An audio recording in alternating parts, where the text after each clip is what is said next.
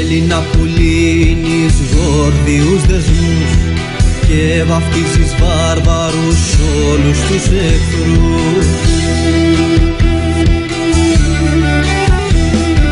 Σήκω παλικί ήρθανε, κλέβουνε τη γη σου, κλέβουνε τον ήλιο σου, θέλουν την ψυχή σου. Σήκω Έλληνα, μεγάλε Έλληνα, και μη σκύβεις το κεφάλι. Σήκω Έλληνα, μεγάλε Έλληνα, τη φωτιά να ανάψεις πάλι. Σήκω Έλληνα, μεγάλε Έλληνα, τη φωτιά να ξανανάψεις.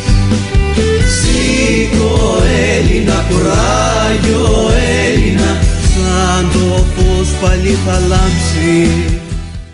Σήκω Έλληνα και μη σκύβεις το κεφάλι. Σήκω Έλληνα και κοίτα εμπρός, γιατί δεν γίνεται αλλιώς. Σήκω Έλληνα, ένα πατριωτικό και πολιτισμικό οδηπορικό με τον Παρμενίωνα Λιβανίδη. Στον ήχο ο Ερμής Δημήτρης. Έλληνα θάνατε μέσα στους αιώνες, δίδαξες πολιτισμό και χτίσες παρθενώνες. Σήκω παλικί ήρθανε, η μοίρα σου το θέλει, Ελλάδα του Πλάτωνα και του Αριστοτέλη. Σήκω Έλληνα, μεγάλε Έλληνα, και μη σκύβεις το κεφάλι. Σήκω Έλληνα, μεγάλε Έλληνα, τη φωτιά να ανάψεις πάλι. Σήκω Έλληνα και μην αφήνεις να σου κλέβουν την κληρονομιά σου. Μην αφήνεις να κλέβουν την εθνική σου ταυτότητα και τον πολιτισμό σου. Ένα τέτοιο έγκλημα κατά πάσα πιθανότητα γίνεται στην Κύπρο.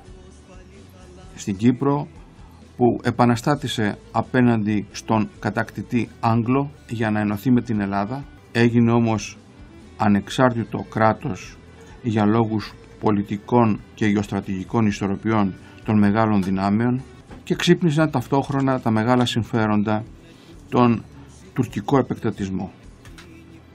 Τον επεκτατισμό που θέλει την Κύπρο, τα νησιά του Αιγαίου και ένα κομμάτι της Θράκης να τουρκοποιηθούν. Για πολλοστή φορά στην Ελβετία έχουμε συνομιλίες, μήπως και τα βρούμε με τους Τούρκους.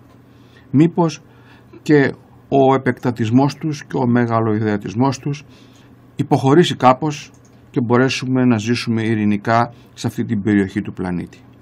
Έχουν γίνει πάρα πολλές φορές προσπάθειες συνομιλιών και προτάσεις για σχέδια συμβιβασμού και εξέβρεσης ισορροπίας. Όλα αυτά θα τα δούμε σήμερα με τον πρέσβη, τον κύριο Γεωργίου, ο οποίος έχει θητεύσει πολλά χρόνια στο Υπουργείο Εξωτερικών σε στρατηγικές θέσεις, υπήρξε βουλευτής, ευρωβουλευτής και αναπληρωτής Υπουργός Εθνικής Αμήνης. Κύριε πρέσβη, καλησπέρα. Καλησπέρα σας. Καλησπέρα σας. Παρακολουθώ με τα ενδιαφέροντος την εκπομπή σας τώρα και μου έκανε εντύπωση η συγκίνηση που σας διακατέχει. Δηλαδή άκουσα και στη φωνή σας να είναι λιγάκι επηρεασμένη από αυτό το οποίο η ψυχή σας υπηρετεί.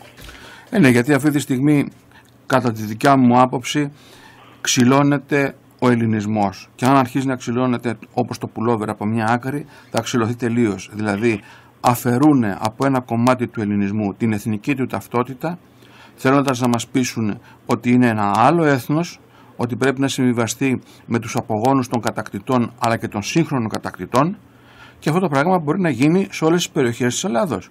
Άλλωστε οι προθέσεις των γειτόνων μας αλλά και οι προθέσεις των μεγάλων δυνάμεων για να ελέγξουν αυτό το στρατηγικό σημείο του πλανήτη είναι πάντοτε δεδηλωμένες και γνωστές. Αυτό, ξέρετε, έχει μια πτυχή την οποία πρέπει να την προσέξουμε πολύ, γιατί μερικές φορές και οι αδερφοί μας οι Κύπροι μου δίνουν την εντύπωση ότι και αυτοί θέλουν να ανεξαρτητοποιηθούν εθνολογικά. Δηλαδή να μην θεωρούνται ότι έχουν αν θέλετε την παραμικρή σχέση με το κύτταρο το εθνικό, το ελληνικό. Και αυτό είναι πολύ ενδιαφέρον, γιατί εκεί πρέπει να αρχίσει κανένας να διερωτάται, και αν δεν θέλουν να έχουν αυτό το DNA το ελληνικό, τότε ποιο θέλουν. Δηλαδή τι περνάει από το μυαλό τους. Γιατί τότε πάμε σε μηδενικά DNA και τέτοια είναι γεμάτα η Ευρώπη.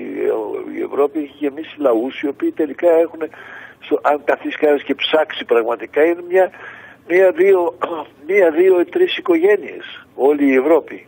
Μην κοιτάτε τώρα αυτά τα κράτη συνοικίες που δημιουργήθηκαν. Τι είναι τώρα, δηλαδή. Υπάρχει το Ολλανδικό γένος, το Βελγικό γένος. Τι είναι αυτά. Ξέρουμε από πού προέρχονται οι άνθρωποι. Λοιπόν, μην γίνει κανένα τέτοιο, και πρέπει να το καταλάβουν και οι αδερφοί μας οι Κύπροι αυτό. Πολύ ενδιαφέρον πάντως ότι η νέα γενιά προσπαθεί με κάποιο τρόπο να ανεξαρτητοποιηθεί πλήρως. Δηλαδή να αποκόψει κάθε δεσμό με το εθνοκύτταρο, το ελληνικό.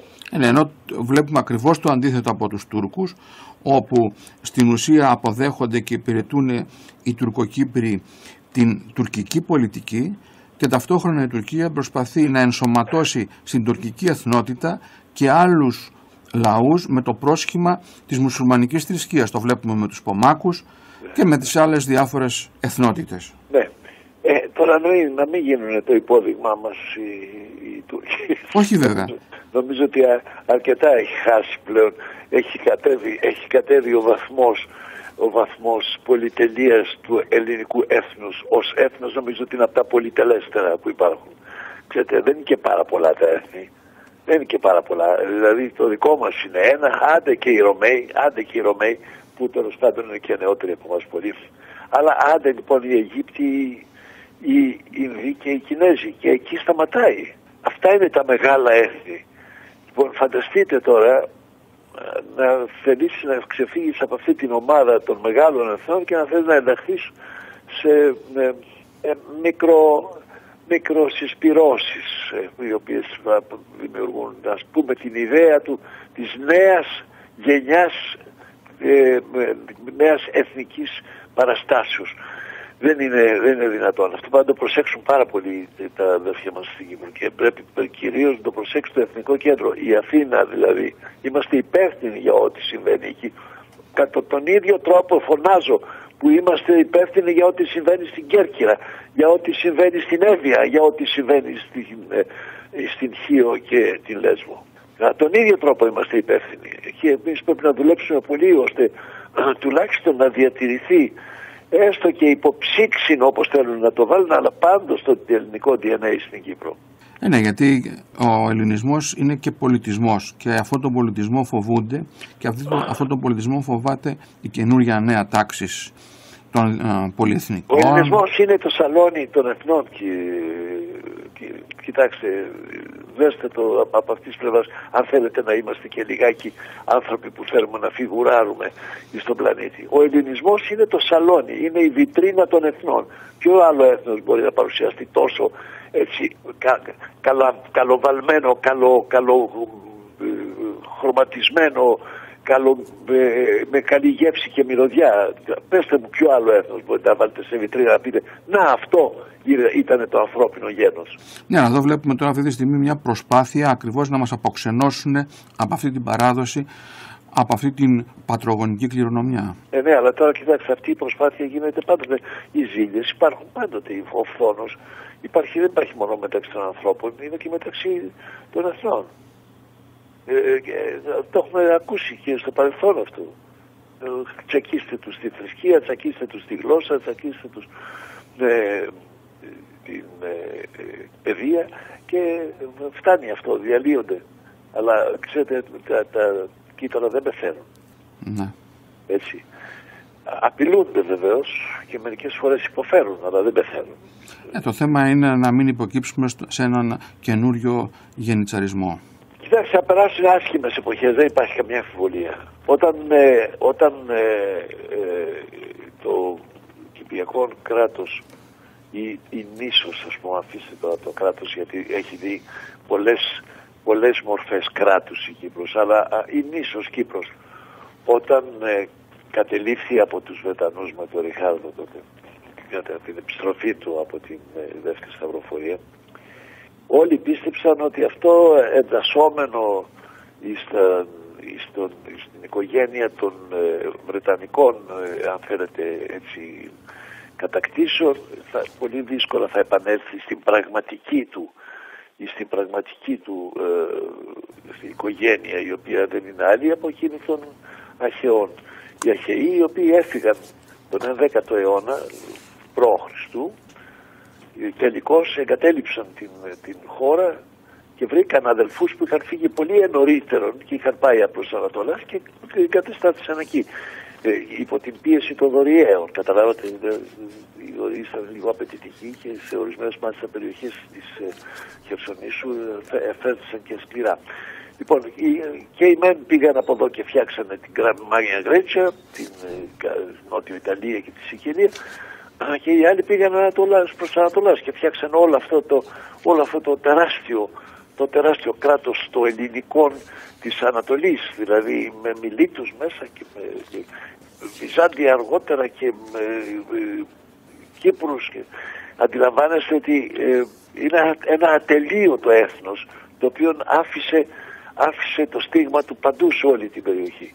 Τώρα είμαστε εμείς άξιοι να, αν θέλετε, αμαυρώσουμε ή να σβήσουμε εικόνες που πράγματι δείχνουν το μεγαλείο του παρελθόντος μας ή της ιστορίας μας, γιατί παρελθόν έχουν οι άλλοι, εμείς έχουμε ιστορία. Ας επανέλθουμε όμως στο θέμα της Κύπρου και των συμβάσεων και συνομιλιών, οι οποίες υπάρχουν τα τελευταία χρόνια και ιδιαίτερα μετά τον Δεύτερο Παγκόσμιο Πόλεμο, που έχει γίνει... Των απειλουμένων συμφωνιών. Ακριβώς. Φαντάζομαι εκεί θα πρέπει να εδράζεται η ανησυχία σας. Ναι, εννοείται. Ξέρετε, αυτή είναι μια πολύ παλιά θεωρία. Έχει αμερικανική προέλευση. Σκεφτείτε που φτάσαμε. Να έχουμε και αμερικανική προέλευση, ιστορικά απαιτήσεις με αμερικανική προέλευση, που είναι κάτι απίστευτο. Αλλά τέλος πάντων, δεν ήταν αμερικανική η προέλευση, ήταν από κάποιον που μένει και υπηρετεί τις ΗΠΑ, αλλά δεν είναι Αμερικάνος. Αυτός που είπε ότι χτυπήστε τη γλώσσα και χτυπήστε την ησυχία, θα τελειώσετε με τους Έλληνες. Λοιπόν, από εκεί προήλθε μια θεωρία της επανεξετάσεως των γυρεών συνθήκων. Δηλαδή δεν ορίσανε βεβαίως εάν μια γυραιά συνθήκη είναι μια συνθήκη 100 ετών, 50 ετών, 40 ετών, 150 ή 200 ετών. Είπαν των γυραιών συνθήκων. Αλλάζουν οι συνθήκες στον κόσμο, και συνεπώς οι παλαιές συνθήκες πρέπει ίσως να επανεξεταστούν, ίσως να ανανεωθεί το κείμενό τους, να ληφθούν υπόψη τα παρευληθέντα γεγονότα κτλ. Αυτό το κάνανε και σε αυτό φαίνεται ότι στηρίχθηκε και η απέτηση εδώ του Τούρκου ηγέτου να γυρίσουμε πίσω στις συνθήκες, όπως παραδείγματος χάρη αυτή της Λοζάνης. Φαντάζομαι ότι σε αυτή αναφερθήκατε. Ναι. Αυτή είναι, αν θέλετε, η ζωηρότερη απέτηση που έχω ακούσει τουλάχιστον τον τελευταίο καιρό. Έτσι, από από ό,τι καταλαβαίνω, αυτή τη στιγμή πιέζεται στα νότια σύνορά του με την Συρία και με τους Κούρδους και προσπαθεί να πάρει ένα αντάλλαγμα από άλλη πλευρά και ταυτόχρονα, να περισσωθεί στο εσωτερικό της χώρας του ότι δεν είναι εθνικά δοσύλλογος. Άρα λοιπόν προσπαθεί να βρει ένα εξελαστήριο θύμα. Και εκεί πέρα χτυπάει τη δικιά μας πόρτα και ούτως ή άλλως όμως το σκεπτικό των Τούρκων για να ξαναπάρουν πίσω τα νησιά ή κομμάτια από αυτά τα οποία έχει απελευθερώσει το ελληνικό κράτος είναι πολύ παλιά. Κοιτάζοντας τα ψηλά γράμματα της ιστορίας, το 1914 έχουμε την πίεση αμέσως μετά τους Βαλκανικούς πολέμους, πρωτού ξεκινήσει ο Πρώτος Παγκόσμιος Πόλεμος, την Τουρκία για 3 νησιά του Αιγαίου, για τη Χία, τη Σάμο. Γι' αυτό μπήκε η Τουρκία γι' αυτό μπήκε στην περιπέτεια της υποστηρίξεως των κεντρικών αυτοκρατορίων μετά τον Πρώτο Παγκόσμιο Πόλεμο. Και εκεί υπήρχε το εκπληκτικό πράγμα, το οποίο περνάει επίσης στα ψηλά γράμματα, ότι βάσει των οδηγιών της τότε κυβέρνησης ήμασταν έτοιμοι να τα δώσουμε και να τα νοικιάσουμε μετά, δηλαδή να υπάρχει τουρκική κυριαρχία και εμείς να τα νοικιάζουμε. Φόρο υποτελής δηλαδή. Φόρο υποτελής, ναι. Ναι. Και σταμάτησαν αυτές τις συνομιλίες, γιατί εντωμεταξύ κηρύχθηκε ο Πρώτος Παγκόσμιος Πόλεμος και σώθηκε εκείνη τη στιγμή ο δοσυλλογισμός του ελληνικού κράτους απέναντι στα εθνικά μας προβλήματα. Και πάλι και τότε μια υποσημείωση ήταν ότι στις συνομιλίες πάλι οι Τούρκοι είχαν βάλει τελεσίγραφο. Δηλαδή ή υποχωρείτε ή κάνουμε πόλεμο. Κοιτάξτε, εγώ δεν θα ήθελα να υπερτονίσω το άνανδρον ενός κράτους το οποίο διαθέτει 70-80 εκατομμύρια και απειλεί ένα μικρότερο κράτος κατά 7 φορές από της μιακής πλευράς. Αυτό είναι άνανδρο καταρχήν. Πρώτον, είναι κατά τη γνώμη μου όχι μόνο άνανδρο, αλλά είναι αγενές, είναι απρεπές, είναι αφθάδες. Τι είναι αυτά τα πράγματα τώρα? Να πάμε κι εμείς λοιπόν τώρα να βρούμε ένα κράτος, ας πούμε, παραδείγματος χάρη ότι Μάλτα να πούμε, και να πάμε εκεί και να τους πούμε, ακούστε εδώ, κοιτάξτε, εμείς είμαστε υπερβίβοι. Τι είναι αυτά τα πράγματα? Αλλά αυτά, ξέρετε, είναι αν θέλετε η παιδεία των Σελτζούκων και αν θέλετε, γιατί η Σελτζούκοι είναι η μία φάλαγγς, η άλλη έχει μέσα της Τσέγκιζάν, είναι κινέζικο πράγμα, καταλάβατε, μογγόλικο. Λοιπόν, τι να περιμένει κανένας? Πάντως είναι φοβούμαι ότι ψάχνει να βρει η Τουρκία κάποια διέξοδο, και η διέξοδος ξεκίνησε, ξέρετε, όταν έχετε ένα πνεύμα πολιτικό το οποίο λειτουργεί κατά τρόπο σχιζοφρενή, δηλαδή είναι ένα πνεύμα διπολικών εις ό,τι αφορά, τουλάχιστον μιλώντας πολιτικά. Έχετε παρατηρήσει ότι η Τουρκία έχει την απέτηση να χάνει εις τους πολέμους και να κερδίζει εδάφη? Αυτό σας παρακαλώ πολύ, μήπως μπορείτε να ανοίξετε όλες τις εγκυκλοπαίδειες, όλες τις ιστορικές διατριβές και ό,τι τέλος πάντων μας έχει μείνει στα χέρια μας από το Θουκυδίδη και τον Ηρόδοτο. Αν μπορείτε να μου βρείτε ένα κράτος το οποίο να έχει εδαφικές αν θέλετε, απαιτήσεις όταν έχει χάσει πόλεμο. Η Τουρκία μπερδεύτηκε με 2 πολέμους, τα κατέστρεψε όλα, δεν άφησε τίποτα. Έμεινε μια, αν θέλετε, μικρή κοιλίδα εκεί στα υψίπεδα της Ανατολής, και από την άλλη μεριά θέλει εδάφη, θέλει νησιά. Πώς θα τα έχει αυτά όταν έχει χάσει και στις 2 περιπτώσεις των επιλογών της, και στον πρώτο και στο δεύτερο παγκόσμιο πόλεμο? Έχετε δει εσείς κράτος να χάνει πόλεμο και να κερδίζει εδάφη? Αυτό θέλει να επιτύχει η Τουρκία. Αυτό απαιτεί δηλαδή. Λοιπόν, είναι αφθάδες, σας το λέω, και γίνουμε λιγάκι, αν θέλετε, πιο απότομος, διότι κουράστηκα πια με αυτού του είδους. Έχουμε πέσει σε μια περίεργη γειτονίαση, ξέρετε. Αυτά τα πράγματα δεν αντιμετωπίζουν οι άλλοι λαοί όταν έχουν δίπλα τους λαούς οι οποίοι πράγματι έχουν πανεπιστημιακή μόρφωση, πράγματι έχουν πρόοδο στην τεχνολογία, πράγματι έχουν, αν θέλετε, πρόοδο στην ιστορία τους. Η ανθρωπογεωγραφία τους έχει αλλάξει τελείως λόγω του ότι τους παρεσχέθησαν τόσες γνώσεις από τα πανεπιστήμια που έθεσαν. Τι να συγκρίνουμε τώρα λοιπόν? Εμείς πέσαμε σε αυτή με αφελή τρόπο, δηλαδή νομίζω ότι θα πρέπει, το είδαν οι πριν από εμάς, ότι πέσαμε με τους Τούρκους, πρέπει να ζήσουμε με τους Τούρκους. Τι να ζήσουμε? Για να δούμε πόσο θα ζήσουν αυτοί οι λαοί που δεν έχουν καμία ρίζα επιτέλους πολιτισμού. Και το οξύμορο σχήμα είναι ότι οι διεκδικήσεις που προβάλλει αυτή τη στιγμή, είτε για τα νησιά είτε για την Κύπρο, είναι πράγματα τα οποία έχει απεμπολίσει με συνθήκες διεθνείς, ότι τίποτα δεν έχει καμία διεκδίκηση πέραν των 3 μιλίων από τις ακτές της Μικράς Ασίας, όπως επίσης και δεν έχει καμία διεκδίκηση στο θέμα της Κύπρου και έχουν μόνο οι Άγγλοι. Ξέρετε, διαλαμβάνονται στις υπογραφήσεις συνθήκες, γιατί όταν ένας κύριος θέτει ζήτημα, ας πούμε, μιας κατά τη γνώμη μου εξαιρετικά κρισίμου συμφωνίας, όπως είναι η συνθήκη της Λοζάνης, η οποία αφορά την ύπαρξή του, την κρατική τουλάχιστον παρουσία του στην περιοχή την οφείλει στα προβλεπόμενα από τη συνθήκη της Λοζάνης. Ο ορισμός των ορίων του κτλ. Περιγράφεται με τα μεγάλης επιμελίας στη συνθήκη της Λοζάνης. Αλλά εάν θέλει εν πάση περιπτώσει να συζητήσουμε τις γυραιές συνθήκες κατ' εντολήν άλλων ή αν έχει και ιδίων, αν θέλετε, περίεργο πρόθεση, να συζητήσουμε όλες τις συνθήκες. Να μην πάμε μόνο στην Λοζάνη, να πάμε και στην Σευρών. Να πάμε και στο Μοντρέ που κανονίζει την λειτουργία των στενών. Και να πάμε, αν θέλει, και στις υπογραφέντα το 60, ξέρετε, στις συνθήκες του Λονδίνου και Ζηρίχης. Ναι, αλλά γιατί τα ξεχνάμε αυτά. Θα σας πω εγώ τότε ποιο είναι το δικαίωμα της παρεμβάσεως στα εσωτερικά μιας χώρας όταν αυτό δεν προβλέπεται. Αλλά δυστυχώς η συνθήκη της Ζηρίχης και Λονδίνου την θέτει εκεί πέρα σκεφτείτε, ως προστάτηδα δύναμη και ως ενδιαφερομένη και εν πάση περιπτώσει ως εγγυήτρια.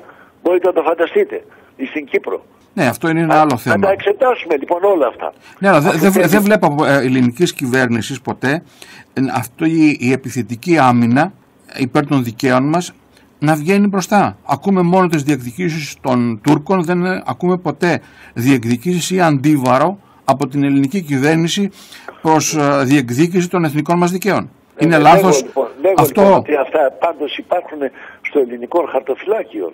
Υπάρχουν αυτές οι επαράγραφοι ότι θέλετε αναζήτηση νέων τύπων συνθήκων εις αντικατάσταση των προηγουμένων. Ναι, όλες λοιπόν κάτω. Έτσι. Όλες, από εκείνη της Πέτρας μέχρι αφαίρετε και των συνθήκων Λονδίνου και Ζηρίχη. Να πάμε... έτσι. Και να πάμε στην πιο κοντινή, στη Λοζάνη, να πάμε στο Μοντρέ, να δούμε που θα έχει απέναντί της η Τουρκία όλο τον κόσμο. Θα έχει της Ρουμανίας και της Ουκρανίας και της Ρωσίας και της Γεωργίας, όλο τον κόσμο δηλαδή της κυριάρχου Ανατολής εκεί. Ναι.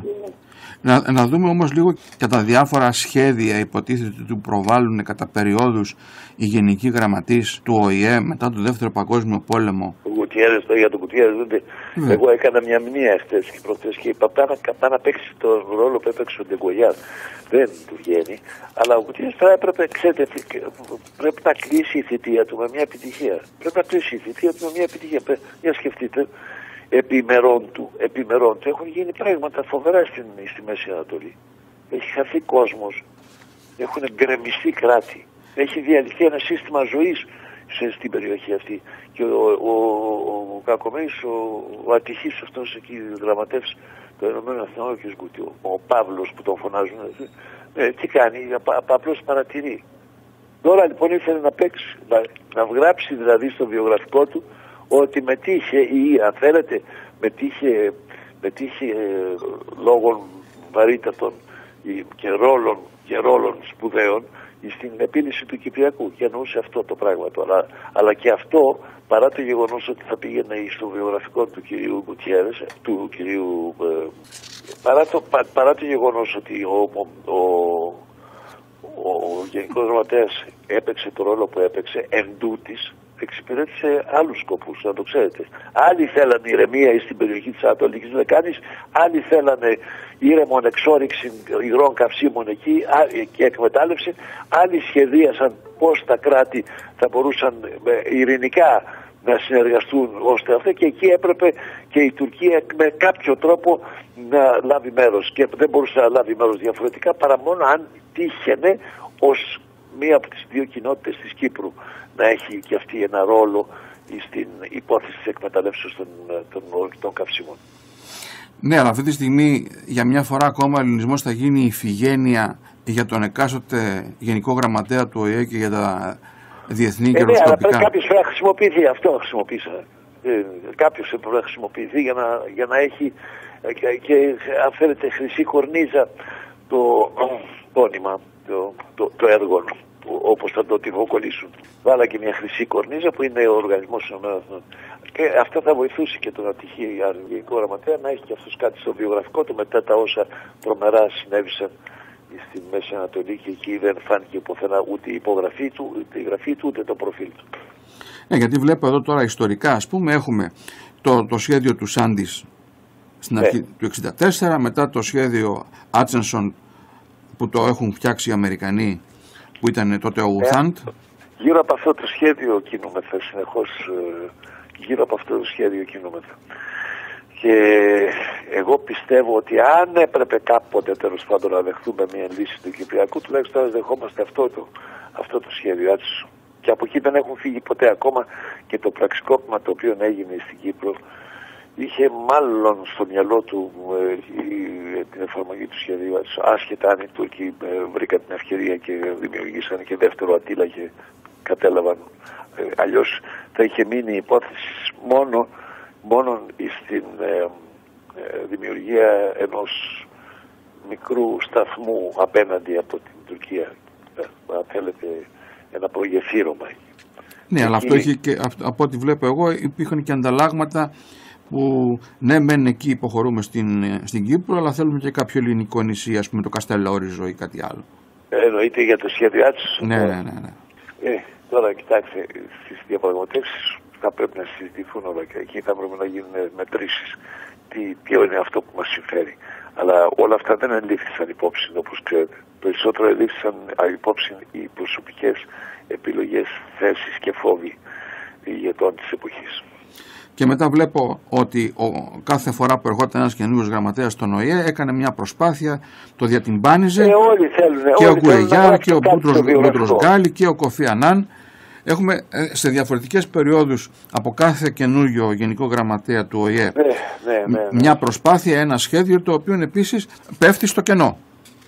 Ναι, και προσθέστε κάτι σας παρακαλώ σε αυτό που μου λέτε. Προσθέστε κάτι, ότι και κάθε φορά το προτινόμενο σχέδιο είναι χειρότερο του προηγουμένου. Δεν υπάρχει κανένα βελτιωμένο σχέδιο. Δηλαδή ξεκινήσανε, σας είπα, από το Άτσεσον, από το σχέδιο Άτσεσον, και έκτοτε δεν έχουμε δει ένα σχέδιο το οποίο να είναι εν πάση περιπτώσει μικροτέρων απαιτήσεων ή χαμηλότερας τουρκικής εμβέλειας. Η εμβέλεια της Τουρκίας είναι πασιφανής στο ρόλο το οποίο παίζουν αυτές οι διαπραγματεύσεις. Τι είναι αυτό το πράγμα τώρα? Λοιπόν, καλύτερα να πάμε όπως νομίζω ότι συμφωνήσαμε όλοι σε προηγούμενες συζητήσεις, ότι ας αφήσουμε να δούμε την εξέλιξη των πραγμάτων στην Τουρκία και να έρθουμε κάποια στιγμή να συζητήσουμε όταν τα πράγματα θα είναι λίγο διαφορετικότερα. Διότι τώρα και η νευροπάθεια με την οποία πάσχει η εξωτερική πολιτική της Τουρκίας, αλλά και η πραγματική περιπέτεια στην οποία έχει μπει η χώρα με τη δημιουργία τώρα, ξέρετε, πυρήνων και διαφόρων συσπυρώσεων εχθρικών προς την Τουρκία στην περιοχή, αλλάζουν τελείως το προφίλ της χώρας. Θα περιμένουμε να τη δούμε πώς θα αντιδράσει η Τουρκία, πώς θα λύσει αυτά τα προβλήματα και μετά θα λύσουμε και το Κυπριακό. Τα κοιτάσματα βλέπετε να μας δίνουν πλεονέκτημα? Τα κοιτάσματα μας δίνουν το εξής πλεονέκτημα, ότι οι Ηνωμένες Πολιτείες δεν θέλουν τριβάς στην περιοχή. Αυτό είναι το πλεονέκτημα. Δηλαδή όλες αυτές οι εμφανίσεις, όπως σας είπα, των τουρκικών ερευνητικών σκαφών επιστημονικής φαντασίας περισσότερο, που κυκλοφορούν στην περιοχή και πουλάνε δήθεν ερευνητικών έργων, αυτά δεν θα υπάρχουν. Διότι οι Ηνωμένες Πολιτείες θέλουν εν ηρεμία να εξορυχθεί πετρέλαιων ή αέριων στην περιοχή, το οποίο θα εξυπηρετήσει τα ευρωπαϊκά ανάγκας, έτσι ώστε ολόκληρος η Ευρώπη και ίσως και η ευρύτερη περιοχή, ίσως και οι χώρες της Αφρικής, που αυτές έχουν οι περισσότερες, να παίρνουν ενέργεια από εκεί και να μην καταφεύγουν μόνο στην ενέργεια την οποία πωλεί η Ρωσία, και η οποία φαίνεται ότι για τους Αμερικανούς είναι μια μεγάλη ζημία, ότι πλουτίζει συνεχώς η Ρωσία έναντι των δικών της τρομερών δαπανών για να διατηρήσει τις επιρροές της ανά τον κόσμο. Και ταυτόχρονα είναι και ένας τρόπος που να κερδίζει και το Ισραήλ, που ξέρουμε ότι έχει τρομερά μεγάλη επιρροή στις ΗΠΑ. Ξέρουμε που το διακρίνεται αμέσως. Και χωρίς να είναι εχμάλωτο από την τουρκική αδιαλαξία, που ξέρουν ότι θα τους εκβιάσουν. Έτσι. Ούτως ή άλλως τους εκβιάζουν με τον πόλεμο των νερών και τα 24 φράγματα που έχουν φτιάξει. Ναι. Έχει και άλλα πράγματα. Και άλλα πράγματα. Ας τα δούμε σε νεωτέρες συναντήσεις μας, διότι αυτό το υπογένεση, υποδημιουργία κουρδικό κράτους έχει μεγάλη έτσι, φιλικότητα και συντροφικότητα και ενδιαφέρον πατρικό, μητρικό και ποιος ξέρει και τι άλλο ενδιαφέρον πιο επικίνδυνο με το Ισραήλ.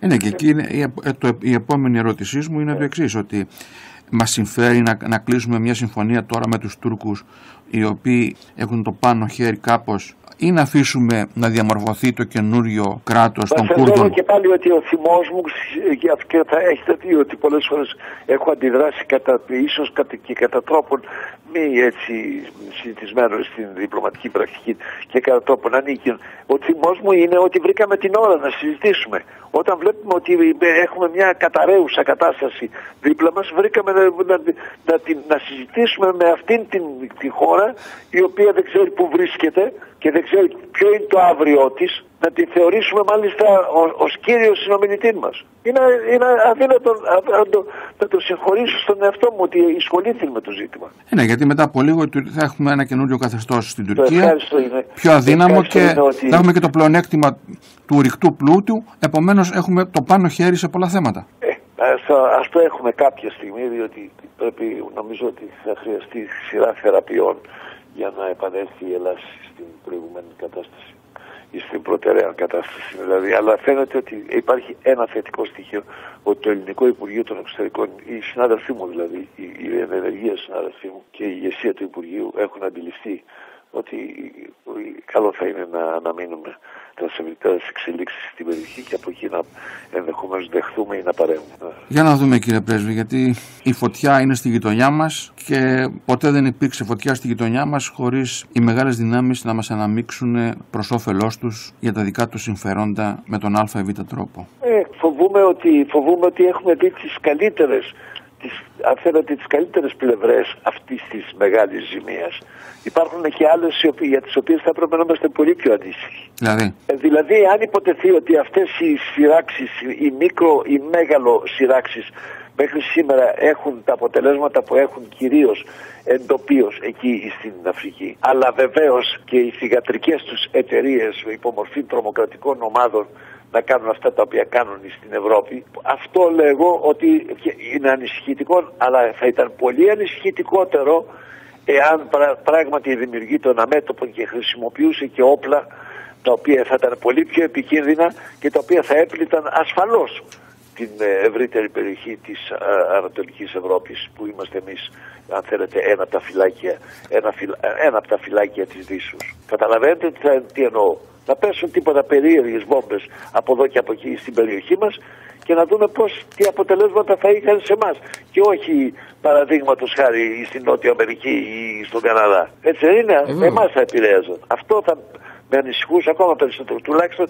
ας περιοριστούμε τώρα σε αυτά τα οποία βλέπουμε, να δούμε τι επίλυση, πόσο πιο γρήγορα μπορεί να επιλυθεί το ζήτημα, ώστε να μην κυριαρχήσουν άλλου είδους ιδέες και στρατιωτικά προγράμματα και πρωτοβουλίες οι οποίες μπορεί να θίξουν την ευρύτερη περιοχή. Και διερωτήθηκα πάντοτε γιατί η Ευρώπη στο σύνολό της δεν έχει ανησυχήσει στον βαθμό που θα περίμενα να ανησυχήσει για αυτά τα οποία συμβαίνουν στη Μέση Ανατολή, και να μου επιτρέψετε να πω ότι κατηγορώ την Ευρώπη ότι επί 30 ή 40 χρόνια δεν έχω ακούσει ποτέ τη φωνή της στα συμβαίνοντα στη Μέση Ανατολή.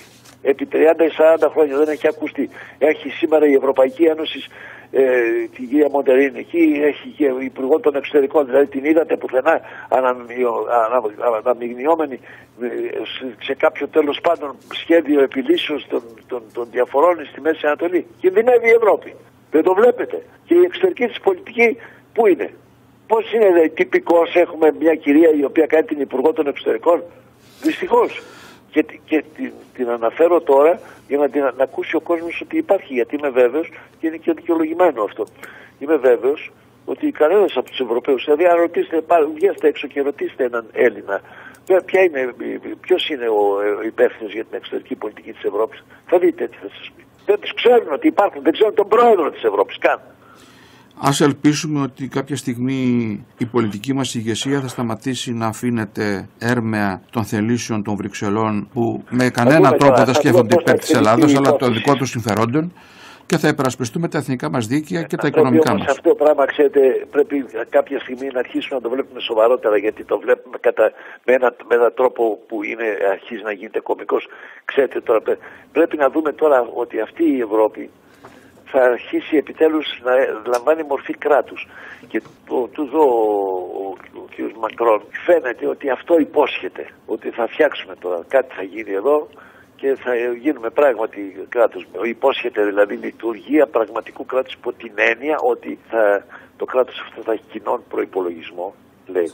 Έτσι, κοινών προϋπολογισμό, θα έχει κοινή διοίκηση περί τα οικονομικά, μπορείτε να το φανταστείτε αυτό. Και υποκρύπτουν αυτό το οποίο πράγματι τους ενδιαφέρει, ότι εντολέ αυτού του κράτους θα θέσουν στο περιθώριο τις συνδικαλιστικές παρεμβάσεις. Αυτό θέλουν, ότι θα αλλάξει η εικόνα της εργατικής νομοθεσίας. Δηλαδή πλέον η εργοδοσία θα είναι αυτή που θα ερωτάται και όχι το συνδικαλισμό, όχι φέρεται η εργατική ένωση, το συνδικαλιστικό όργανο. Παραμερισμό των συνδικαλιστικών οργάνων. Αυτό φέρνει το καινούριο πνεύμα Μακρόν.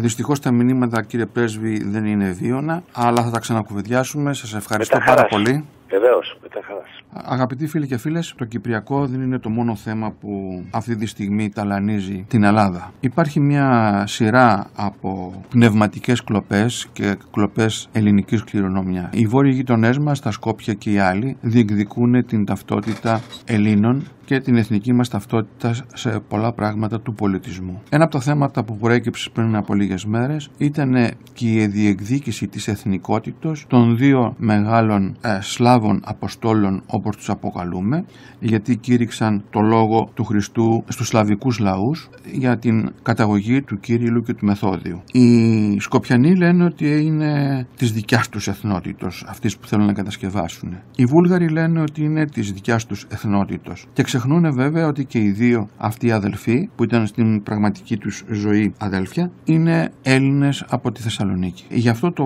θέμα θα μας διαφωτίσει πάρα πολύ καλά ο κύριος Τρίτος Μιχαήλ, ο οποίος είναι καθηγητής στο Αριστοτέλειο Πανεπιστήμιο της Θεσσαλονίκης και διετέλεσε και κοσμήτορας. Κύριε καθηγητά. Χαίρετε. Πείτε μας δύο λόγια για όλο αυτό το θέμα που ξαφνικά Σκόπια και Βουλγαρία διεκδικούν ως προγόνους τους τον Κύριλλο και το Μεθόδιο και ο λαός είναι αυτό το οποίο λέει δυο γαεδάρι μάλλον σε ξένο αχυρώνα. Πολύ σωστά. Λοιπόν, πολύ ωραία κάνατε την εισαγωγή. Μπορώ να πω ότι ξέσπασε ένας ιερός πόλεμος στα Βαλκάνια για την εθνικότητα των Αγίων Κυρίλλου και Μεθοδίου των φωτιστών των Σλάβων. Ο Πούτιν, υποδεχόμενος στο Κρεμλίνο τον Σκοπιανό πρόεδρο Γεώργη Ιβάνοβ, τον ευχαρίστησε μεταξύ άλλων και για το ότι η κυριλική γραφή ήρθε στη Ρωσία από τη Μακεδονική γη, κάτι που γέμισε ικανοποίηση τους Σκοπιανούς. Οι Βούλγαροι πολιτικοί ηγέτες, με επικεφαλής τον πρωθυπουργό Μπορίσοφ, διαμαρτυρήθηκαν διότι για τους Βουλγάρους οι δύο Θεσσαλονικοί Σεραπόσων είναι Βούλγαροι. Και επικύρωση των θέσεων των Βουλγάρων έδωσε ως μειόφιλε και η καγκελάριος της Γερμανίας Μέρκελ, η οποία δήλωσε ότι στο σχολείο τους δίδαξαν ότι η δημιουργή του σλαβικού αλφαβήτου είναι οι Βούλγαροι. Ο βουλευτής της Νέας Δημοκρατίας Μάξιμος Χαρακόπουλος υπέβαλε επερώτηση στον Έλληνα Υπουργό των Εξωτερικών για την ιστορική αυτή ανακρίβεια να θεωρούνται οι Έλληνες Θεσσαλονικής Κύριλλης και Μεθόδιος σλαβικής καταγωγής. Ποια είναι όμως τώρα εν προκειμένου η αλήθεια? Οι φωτιστές των Σλάβων, ο Κύριλλος και ο Μεθόδιος, είναι οι κατεξοχήν εκφραστές του υπερεθνικού, υπερφιλετικού και οικουμενικού πνεύματος της Ορθοδοξίας. Ο εκχριστιανισμός των Σλάβων και η δημιουργία του σλαβικού αλφαβήτου που επέτυχαν αποτελούν ένα από τα μεγαλύτερα επιτεύγματα του βυζαντινού πολιτισμού. Τώρα, οι σκοπιανοί ιστορικοί, με την ιδιότητα του ερασιτέχνη και κυρίως ως εκφραστές της πολιτικής ιδεολογίας που δυστυχώς υπερισχύει της ψυχραιμίας και της αντικειμενικότητας της επιστημονικής έρευνας, αναμασούν τις αντιεπιστημονικές απόψεις Βουλγάρων ιστορικών και κυρίως του Γεώργιεφ ότι οι αδελφοί Κύριλλος και Μεθόδιος κατάγονται από σλαβική οικογένεια. Η επιχειρηματολογία τους γι' αυτό είναι ότι γνώριζαν τη σλαβική γλώσσα, εργάστηκαν μεταξύ των σλαβικών εθνών και κατά την διεξαγωγή της ιεραποστολικής τους πορείας επέδειξαν μεγάλο ζήλο και ενθουσιασμό. Στις αντιεπιστημονικές αυτές θέσεις έχουμε να παρατηρήσουμε τα εξής. Πρώτον, καμιά ιστορική πηγή δεν μαρτυρεί κατά άμεσο ή έμεσο τρόπο τη σλαβική τους καταγωγή. Άλλωστε στο Βυζάντιο υπήρχαν πολλοί που γνώριζαν σλαβικά. Όπως παρατηρεί ο αείμνηστος καθηγητής Παναγιώτης Χρήστου, αν ο τόπος αποστολής τους ήταν δείγμα καταγωγής, τότε θα έπρεπε να ήσαν και Άραβες, αφού ο Κύριλλος είχε αποσταλεί και στο Χαλιφάτο, ή και Χάζαροι, γιατί και οι δυο τους εργάστηκαν μεταξύ των Χαζάρων. Ο ζήλος για τον εκχριστιανισμό των Σλάβων δεν ερμηνεύεται με κριτήρια εθνικιστικά, αλλά πνευματικά και ιεραποστολικά. Όπως δεν ερμηνεύεται με τέτοια κριτήρια και ο ζήλος των σημερινών ιεραποστόλων που κυριολεκτικά αναλύσκονται για τη διάδοση του μηνύματος της εν Χριστώ σωτηρίας στις χώρες της Αφρικανικής Υπήρου και αλλού. Η ελληνικότητα των Αγίων Κυρίλλου και Μεθοδίου διαφαίνεται και στον διάλογο του Κυρίλλου με τον Χαγάνο των Χαζάρων. Όταν ο Κύριλλος πρόκειται να αναχωρήσει από τη χώρα των Χαζάρων, ο Χαγάνος θέλησε να του προσφέρει πολλά δώρα, ως ευγνωμοσύνη για την εκπλήρωση της αποστολής τους αυτούς. Σύμφωνα με τον βιογράφο, ο Κύριλλος απάντησε: «Δώσ' μη όσους έχεις εχμαλώτους εντάφτα Έλληνας, τούτο εστί διεμέ ανώτερον παντός δώρου». Στην απάντηση αυτή του Κυρίλλου διαφαίνονται διαβιέστατα τα ελληνικά τους αισθήματα που είναι απόρρια της καταγωγής τους. Ο βιογράφος τώρα του Κυρίλλου, που πρέπει να σημειωθεί ότι είναι η αρχαιότερα πηγή για τους δύο Θεσσαλονικείς μοναχούς και ως εκ τούτου οι εκεί παρεχόμενες πληροφορίες τους έχουν ιδιαίτερη αξία, μας πληροφορεί ότι ο Πάπας έδωσε εντολή να πάρουν μέρος στην κηδεία του Κυρίλλου στη Ρώμη όλοι εκεί διαμένοντες Έλληνες. Και διέταξε ο Αποστολικός Πατήρ πάντα στους εν Ρώμη ευρισκομένους Έλληνας, επίσης και τους Ρωμαίους, όπως προσελθόντες μεταλαμπάδων ψάλλος είναι επ' αυτών. Γιατί να γίνει αυτό αν ο Κύριλλος δεν ήταν Έλληνας? Ήδη ο Ντβόρνικ μιλάει για σημαντικό αριθμό Ελλήνων που ζούσαν στη Ρώμη. Ο ίδιος συγγραφέας ισχυρίζεται ότι ο Κύριλλος σε κάνει μοναχός στην ελληνική μονή της πόλεως. Ο Αρχιεπίσκοπος Σάλσμπουργκ Καλβίνος, σύγχρονος του Μεθοδίου, σε επιστολή του στον Πάπα Ιωάννη VIII ονομάζει τον Μεθόδιο Έλληνα Γκρέκους Μεθόδιους Νόμινε. Η αναγνώριση όμως της ελληνικής προελεύσεως των Αγίων Κυρίλλου και Μεθοδίου έγινε επίσημα και από τον ίδιο τον Πάπα Ρώμης Ιωάννη Παύλο τον δεύτερο, ο οποίος στην εγκύκλιό του της 30 Δεκεμβρίου του 1980 τους αποκαλεί Κύριλλο και Μεθόδιο, Έλληνες αδελφούς, γεννημένους στη Θεσσαλονίκη, την πόλη όπου έζησε και εργάστηκε ο Άγιος Παύλος. Και ανάλογη με την εκτίμηση του Πάπα Ιωάννη Παύλου είναι και εκείνη του Πατριάρχου Μόσχας Κυρίλλου, του σημερινού δηλαδή Πατριάρχη, ο οποίος σε πανηγυρική ομιλία του στην Ερυθρά Πλατεία της Ρωσικής Πρωτεύουσας, την ημέρα της γιορτής των Θεσσαλονικαίων αδελφών και τον εορτασμό της ημέρας των Σλαβικών Γραμμάτων, δηλαδή στις 24 Μαΐου του 2011, εκφώνησε λόγο όπου αναφέρθηκε στους καταγωμένους από τη Θεσσαλονίκη Έλληνες αδελφούς Κύριλλο και Μεθόδιο. Χαρακτηριστική είναι και η δήλωση ενός διαπρεπούς Γερμανού γλωσσολόγου, του Μπρίκερ, ο οποίος διατύπωσε την άποψη ότι οι μεταφράσεις του Κυρίλλου στα σλαβικά δείχνουν άνθρωπο που γνώριζε βέβαια άριστα τα σλαβικά, αλλά ο ίδιος δεν ήταν Σλάβος.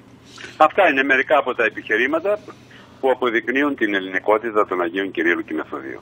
Άρα λοιπόν αυτή τη στιγμή έχουμε μία καπήλευση της ιστορίας καθαρά τα εθνικά συμφέροντα άλλων λαών εις βάρος της Ελλάδας. Έτσι, για πολιτικούς λόγους κυρίως, μάλιστα. Όπως και με το όνομα της Μακεδονίας και όπως με όλα αυτά τα προβλήματα που έχουν ανακύψει κατά καιρούς. Για μας, τους σλαβικούς λαούς, τον ελληνικό λαό, σύνολη την Ορθοδοξία αλλά και τον παγκόσμιο πολιτισμό, οι Άγιοι Κύριλλος και Μεθόδιος αποτελούν δείκτες πορείας και παραμένουν πάντοτε σύμβολα μιας κοινής πνευματικής παραδόσεως, υπερβάσεως των εθνικισμών, προβολής της οικουμενικότητας του χριστιανισμού, σεβασμού της ιδιαιτερότητας ατόμων και λαών, αλλά και ειρηνικής συνυπάρξεως της ανθρωπότητας, ανεξαρτήτως πολιτικών και κοινωνικών διαφορών. Σας ευχαριστώ πάρα πολύ κύριε καθηγητά. Και εγώ σας ευχαριστώ ο χρόνος μας πέρασε και σύντομα πιστεύω με αφορμή ένα άλλο θέμα που θα προκύψει ξανακουβεντιάζω. Είμαι πάντα στη διάθεσή σας. Ευχαριστώ. Καλησπέρα σας. Χαίρετε.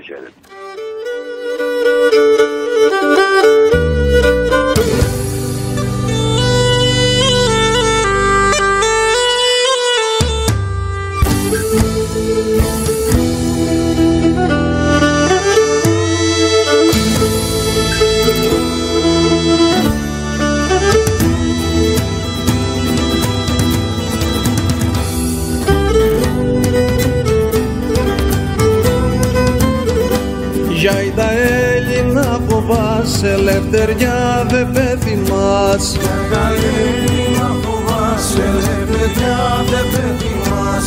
Αφού είσαι γεννημένος με θεριά να πολεμάς. Αφού είσαι γεννημένος με θεριά να πολεμάς.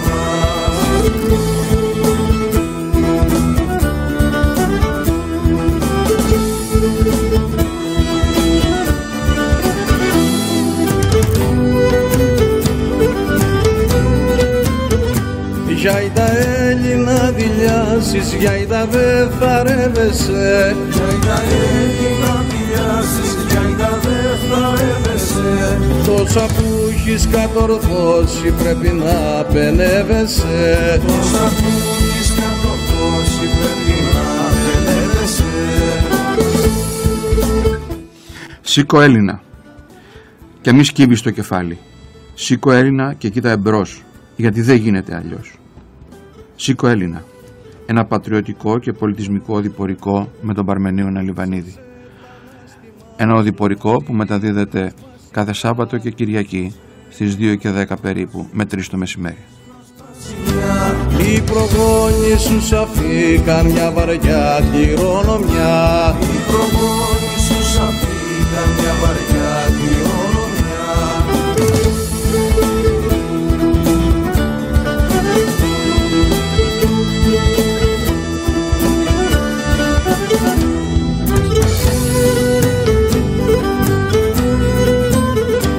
Βάλε το καλά στο νου σου και ποτέ σου μη ξεχνάς. Βάλε το καλά στο νου σου και ποτέ σου μη ξεχνάς. Κάποιοι δώσαν τη ζωή τους στη δική σου να γλεντάς. Κάποιοι δώσαν τη ζωή τους στη δική σου να γλεντάς.